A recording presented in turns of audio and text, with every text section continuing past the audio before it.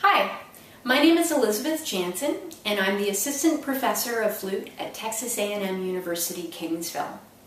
This video is part of a series of mini lessons designed to highlight different practice techniques and approaches that you can use to better prepare for the 2014 Texas All-State auditions on the flute. Today we'll be looking at the first Etude, number 1 in C major by Bach, with a focus on articulation. For me, one of the primary challenges in performing anything by Bach is mastering an appropriate articulation. You've probably already noticed that this Etude features detached eighth note patterns. You want to strive for a single-tongued articulation that is light and lifted. The title of this Etude is Courant, which is a dance type from France and actually means running. And you want to try to make sure that you find an articulation that reflects that action, that complements the forward motion of a dance, driving the music ahead and energizing each phrase. I think it's a good idea to start with a simple warm-up exercise that allows you to focus on only the quality of your articulation, just like you might use long tones to work on your tone. And this is very similar. We're going to take a repeated note 4 times, slowly on the metronome, and gradually descend through the chromatic scale. And I'm looking for a quality of sound and how it's maintained through the length of the note. I'm thinking about the shape and placement of my tongue inside my mouth, and I'm also concentrating on speed of air, which should be fast and light. Here's an example.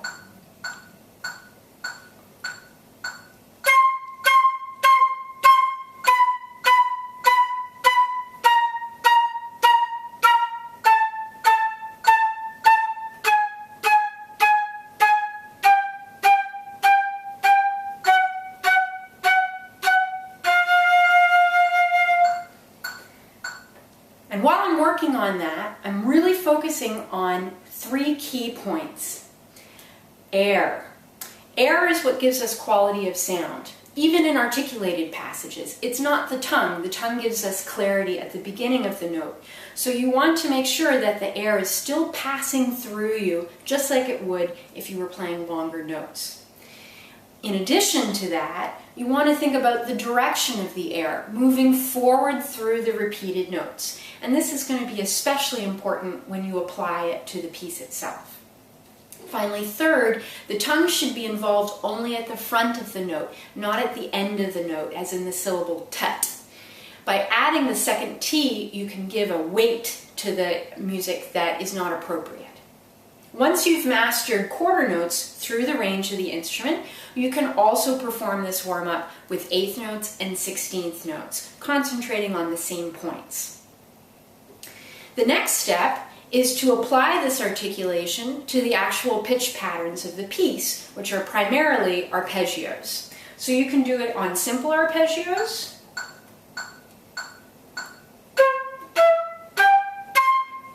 or overlapping arpeggios, perhaps in different keys.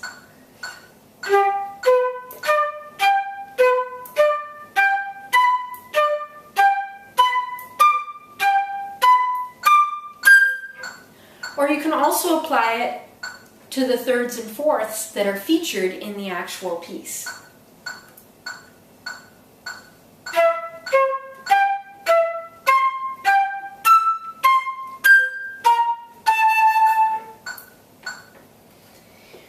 Once you feel comfortable with those intervals, it's time to add it to the piece itself. But I would suggest blocking off some of the areas in the piece that feature specific challenges where you can focus individually on those sections. So for example, the first 2 or 3 bars of the piece feature tonguing that needs to be clear through 2 different registers on our instrument.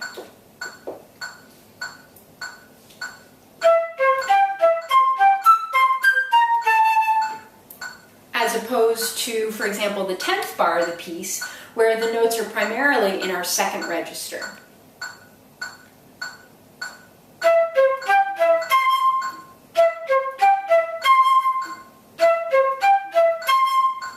that way you can repeat a particular challenge over and over again, cycling it, and focus only on creating the best possible sound in that challenge.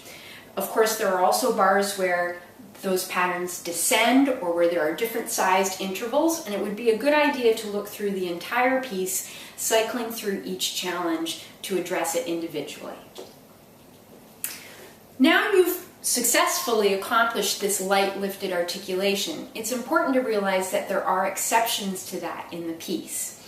There are many different layers of music in this etude. Bach uses certain notes to provide accompaniment, others to provide melody, and yet another set of notes to provide harmony. And those that provide harmony in particular need a little bit of length added to them in order to sustain that harmony through the remainder of the bars or patterns. Generally, you can identify those longer articulated notes because they happen at the beginning of a pattern, or sometimes even at the beginning of each bar. But you're going to have to use your ears and your eyes to determine whether or not you need to give length to the beginning of a longer passage or to individual bars. For example, the beginning of the second half of the etude features descending articulated eighth notes that create a pattern that takes us from G in our third register all the way down to low E in our bottom register. And that's spread across 2.5 bars. You don't want to emphasize every single bar in that pattern. You want to lead the listener from the top note to the bottom note, like this.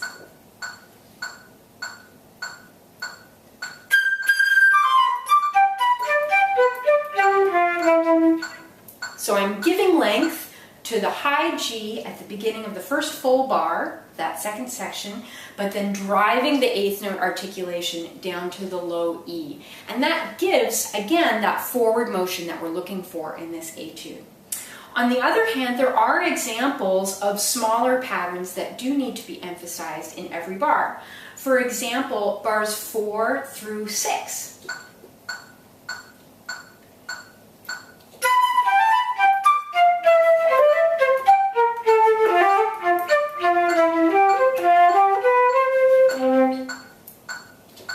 Here we have a pattern that's quite obvious rhythmically, and it happens each bar in a sequence, so it's appropriate to add a little bit of length to the beginning note. And in order to compensate for that note, you can push through the rest of the bar just slightly, and that also promotes the forward motion that we're looking for. To summarize, articulation is a key factor in this piece for perfecting the etude and making it sound beautiful and musical on many different levels. As a player, you must demonstrate not only an overall lightness and clarity in your articulation, but also a sense of the importance of the harmonic rhythm and phrasing that the articulation helps to create. I'll discuss this further in the next video regarding phrasing. For now, good luck and happy practicing.